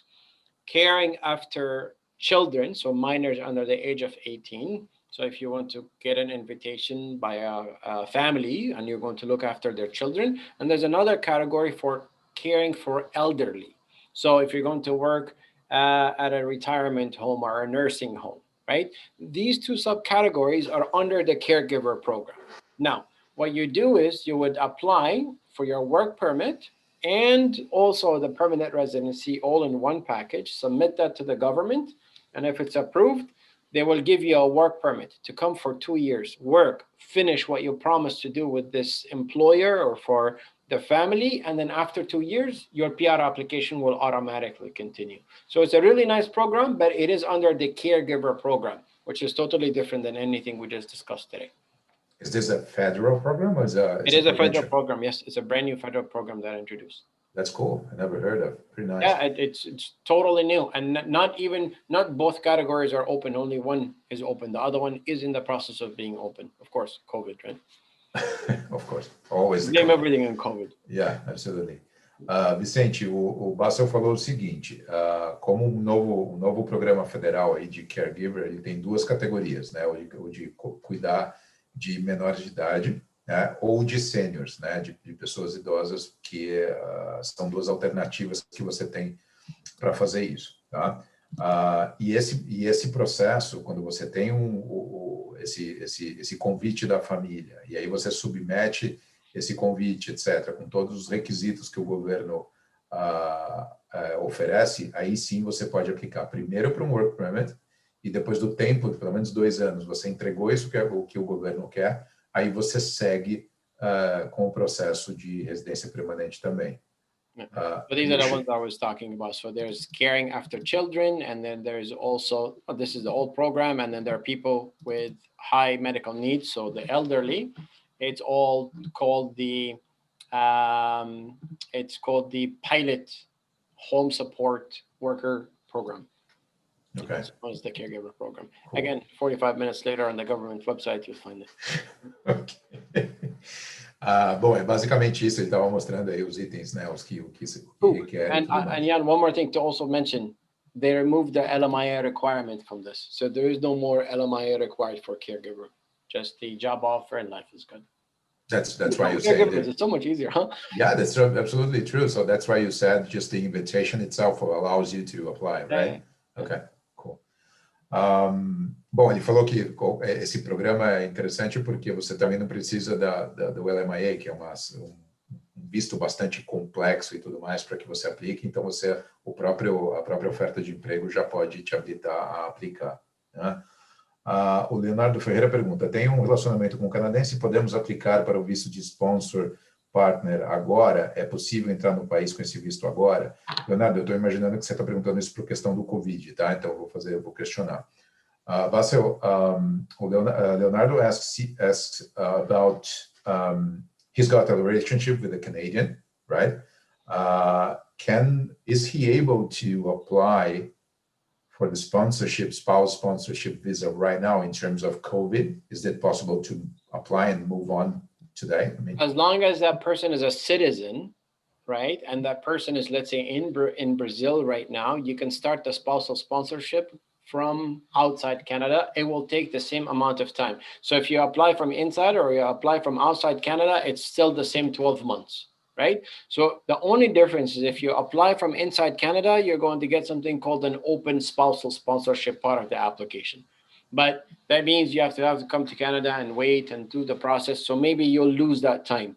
Might as well start the process from now. You'll be able to beat the clock, get the 12 months out of the way, half of it at least, and then you can go ahead and continue the process later. But yep, you can do it from inside or outside, as long as the person is a Canadian citizen, not just a permanent resident. To do it from outside, right? To do it from outside, yes. Okay. Bom, Leonardo, você pode fazer já, se vocês dois estiverem fora do Brasil, né, desde que ele seja cidadão canadense, então você pode fazer já, não tem problema nenhum. Se ele for só um residente permanente, aí ele precisa, vocês precisam fazer desde dentro do Canadá. Para um ou para outro são os 12 meses, eles têm o mesmo tempo, e se vocês estiverem aqui dentro do Canadá, aplicando, você vai ter o Open World, visto de trabalho aberto por 3 meses aqui também. Tá? Então, é possível você fazer isso, não tem problema nenhum. Tá? A Fernanda, eu respondi já na anterior. A Andréia, fizemos. Ricardo, a gente respondeu a tua pergunta também. O Lucas pergunta aqui, migrar para British Columbia pelo BC PNP Tech Pilot é uma boa? Bom, Lucas, eu vou pedir para o Bassel comentar aí a respeito do Tech Pilot, que eu acho que é mais interessante para descrever, tá? Bassel, Lucas asks about the BC PNP Tech Pilot. He's asking it's an interesting program for him to apply. Very, very cool. Not just in BC. Look, if you have IT background, if you have ICT background, you literally have a red carpet anywhere in Canada. We even have advanced language proficiency. So Canada right now is supporting innovation. So there is a tech pilot in the Atlantic provinces. There's a tech pilot in Ontario. There's a tech pilot in BC. But remember, all these programs, they're based on either a job offer, or you have to be studying in that province, or you have to be working in that province, right? Including the tech pilot in BC. So is it interesting? Absolutely. But you're not going to be able to get it unless you have a job offer. And if you don't have a job offer, you need to be physically in BC to apply for it. Same thing in Ontario as well. Cool. Lucas, sim, para a tua resposta sim, é um ótimo programa, tá? Só que ele falou, como ele mencionou, não tem só em British Columbia, tem em Ontário, tem nas províncias do Atlântico. Então, basicamente, se você tem um background de IT, você tem muitas opções. Mas a questão que é importante você levar em consideração, você precisa, para esses programas, ou estar na província estudando essa matéria, né, essa carreira, ou você precisa estar trabalhando com essa carreira, ou você precisa de uma oferta de trabalho com essa carreira. So if you look at this here, right, it's been extended, blah, blah, blah, words, amazing, so great, it's the most amazing thing on the planet, words. Oh, you need to get a job offer. That's correct. Or you have to be studying on the province. I mean, the principle behind the PMP programs is you are being seduced by a specific province to go and live there. You can't just say, I'm going to apply under the Atlantic provinces in the last province next to Alaska, and then I'm going to go move to Toronto. It doesn't work this way, right? Right, that's correct. Então, Lucas, basicamente, você precisa de uma job offer, ou você precisa trabalhar, ou você precisa estudar. O que ele mencionou agora é que esses programas provinciais, eles têm como objetivo, óbvio, atrair pessoas, mas a ideia é que você viva lá, né? Então, talvez agora você ter uma job offer de fora do país, né, desde o Brasil para cá, talvez isso seja mais complicado, como 99% das vezes é. Então, o caminho mais interessante para você fazer isso é você vir fazer um college ou uma universidade aqui, né? E aí você já vai ter o seu visto de trabalho, então é muito mais fácil você ter uma job offer ou aplicar para aqui, estando já no Canadá. Tá? Mas respondendo a tua pergunta, é bastante interessante, sem dúvida. O Bruno Barbosa fala, eu me formei nos Estados Unidos e gostaria de saber se o diploma de uma universidade americana e por morar lá por 5 anos eu ainda tenho que fazer o teste de inglês. Bassel, the question of Bruno in regards he's living, have lived, I don't know if he's living. Regardless, okay. Lived or living. He says, I was graduating in the United States. I would like to know if my diploma, my degree from an American university, and for having lived there for 5 years, I still have to offer an English credential like IELTS or whatsoever. Yes, sir. Like I said, does not matter where you're from. If you're not Canadian, if you're from outside of the country, everybody gets treated the same way. There are no special agreements between the US and Canada for education or language.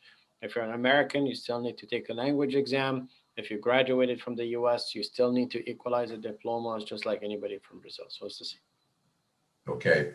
Bruno, resposta é sim, você vai precisar, porque quando você não é canadense, você vai precisar fazer uma certificação de inglês para isso, não importa onde você se formou, tá? O Lauro pergunta aqui, que tipo de documento é aceito pelo governo como prova de experiência de trabalho? O Lauro asks Basil about what kind of document it's required and accepted by the government as a proof of work experience, whatever work experience. The number one document, the mandatory document, is something called job reference letter, right? So this is a letter from the company after the date of receiving an invitation to apply, let's say, saying this person worked with us from this date to this date, holding the following position, doing the following responsibilities, and having the following salary and benefits. This is a mandatory document. You must have it. If you do, technically you're good to go. If you want to have more documents on top of that, so the job reference letter, then your contract, your contractual agreement, your employment agreement. And then if you have something called pay stubs or pay slips, right? You can add that. And then you can add your bank statement with the salary deposits on a monthly basis. And the last thing is your taxes that shows your income tax or your notice of assessment, whatever that is in Brazil. But technically, optional, job reference letter mandatory. Ok. Bom, Lauro, é mandatório a carta de referência. Você trabalha para o empregador, a carta de referência que ele menciona que, eu atesto que Lauro trabalhou nessa empresa tal, por tanto tempo, em tal posição, etc, etc. Então, essa é mandatória. Esse documento é mandatório. Você tem que ter essa carta, tal. Agora, você pode ter documentos de suporte, como, por exemplo, olerites, contrato de trabalho e tudo mais. Então, isso são adicionais que você pode fazer para sustentar o teu tempo de trabalho e tudo mais. You just open the... yeah, I was going to show you it's very long. But anyway, so if you read it here, it will say that it's just the statement of intent. So it's just the letter of employment from the company, pretty much. Okay. That's it. Perfect. Cool. Vamos lá. Cassiano, ok. William.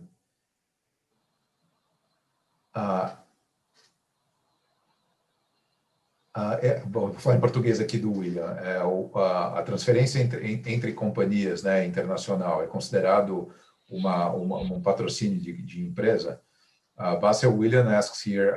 Intercompany transfer? Yeah. Can you read it? No, I can just understand half the conversation. Okay. Okay. Yeah, you almost you know Portuguese already, right? Okay. Is the intra-company transfer considered as a company sponsorship? No, it's exempted from company sponsorship. So remember the C16 exemption code that we talked about for French speakers. There's another exemption code for those who already work for a company abroad for a minimum of 1 year, and then they want to transfer to a subsidy or a branch office in Canada. This intra-company, this inside company transfer, right, means that the employer does not have to sponsor the person. They will be able to get a job offer, contract, get the work permit, and apply without any LMIA or without any employer sponsorship. So you're actually bypassing it.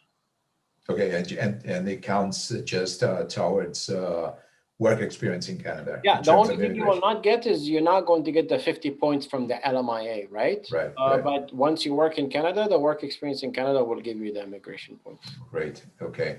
Bom, William, basicamente não conta, é uma expatriação, é uma transferência tal. Isso só vai te ajudar para não precisar do LMIA para trabalhar aqui no Canadá, né? E vai te dar experiência de trabalho, mas também não vai te dar o ponto, como o Basil está mostrando aqui, né? Você não vai precisar do LMIA, mas e também não vai te dar os pontos do LMIA, mas ajuda você, obviamente, nos pontos de experiência de trabalho para o Canadá. Tá? There's another question here. William, ele pergunta... O William pergunta especificamente sobre a parte de investimento. Eu tenho um pouquinho de medo, William. Nós vamos tentar entrar em contato contigo para te dar essas informações, porque senão a gente vai entrar em outro assunto aqui, a gente está super estourado no tempo, a partir de investimentos, e a gente procura te explicar isso, porque realmente é um outro caso. Basil, I'm just kind of skipping this question because William is asking about the investor immigration process, which is a different subject that we can now you're tickling my fancy, but that's a whole entire presentation. Yeah, and then we can assist him later, right? So for sure. Just real quick, there is something called startup visa. There's something called business immigration, right? So there are two different ones. There's one where you're coming in as an entrepreneur, you're giving your money to somebody else to manage. And the other category is you're going to manage the money on your own, create your own jobs, and make your own business. So it's a very safe way of doing it.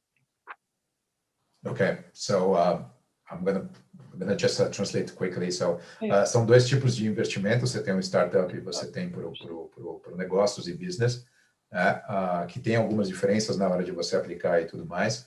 Mas, William, se você quiser, a gente pode falar com você diretamente aí para ver opções, porque aí não são tão simples assim qual o valor e volume que vocês vão colocar. Então, talvez essa pergunta precise de mais detalhes.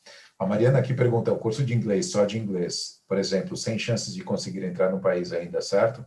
Na verdade, Mariana, a gente respondeu, se você tiver inglês 6 meses ou mais, você pode aplicar pelo seu visto, desde que o curso de inglês que você vai fazer tenha um DLI aprovado e você tenha o Study Permit, tá? Então, assim, a CI pode te ajudar, tá? A gente pode fazer isso, então você pode conversar com as lojas, a gente tem os DLIs aprovados aqui dos nossos parceiros, então isso sim é possível, desde que você tenha o Study Permit em escolas aprovadas, a partir de 6 meses, tá? Deixa eu ver aqui.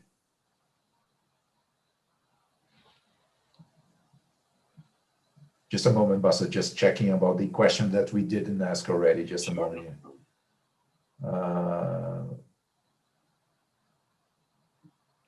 Okay, I think we're done. I'm just getting the information that I think our session is going to be ended right now. They're going to kick us out. Yeah, literally, yeah. Pessoal, nosso tempo acabou aqui, infelizmente. Eu estou vendo que tem perguntas aqui do Cassiano de novo. Nós temos do Fábio Smin. A gente também tem do Ricardo Campos. Pessoal, as lojas vão fazer o follow-up com vocês também. A gente pode responder essas perguntas sem o menor problema. Eu só peço desculpas pelo tempo, porque realmente nós já estamos aqui quase estourando 2 horas, né? A partir de 1h30 a gente já começa a ter limitação de tempo. Mas eu agradeço muito a participação de vocês aí. O assunto é muito longo, tá? Então, as lojas da CI, a gente aqui, a CI Canada e a Immigrate, a gente está pronto para ajudar vocês, o que vocês precisarem. As dúvidas são muitas mesmo, a gente sabe que são muitos detalhes, muitas questões pessoais, e por isso que a gente encoraja também vocês, como o Bassel mencionou, para fazer o assessment, para fazer a avaliação pessoal de vocês, porque daí todas essas perguntas vão ser respondidas em relação a você mesmo, pessoalmente, né? Aí você vai saber quais são os processos mais interessantes, que trajeto vocês vão fazer e tudo mais. Então, a gente convida vocês para fazer esse processo, a gente vai dar mais informações para vocês. Mais uma vez, agradeço muitíssimo pela presença de vocês. Fábio, Cassiano e Ricardo, se vocês quiserem mandar essas perguntas para a loja, a gente pode responder para vocês em seguida. Bassel, thank you very much for your usual content that is very broad and very, very polemic. So every time you do have questions about it, but it's the essence of it, right? So gotta love immigration, right? It's true. It's so integrate, so detailed, so difficult to understand in case by case. But anyway, I thank you very much for being here to almost 2 hours. E pessoal, nós estamos super à disposição de vocês. Obrigadíssimo mais uma vez. Tenham uma ótima quinta-feira e nos vemos aí numa loja CI no próximo atendimento. Obrigado, gente. Bye, Bassel. Thank you very much. Bye, everybody.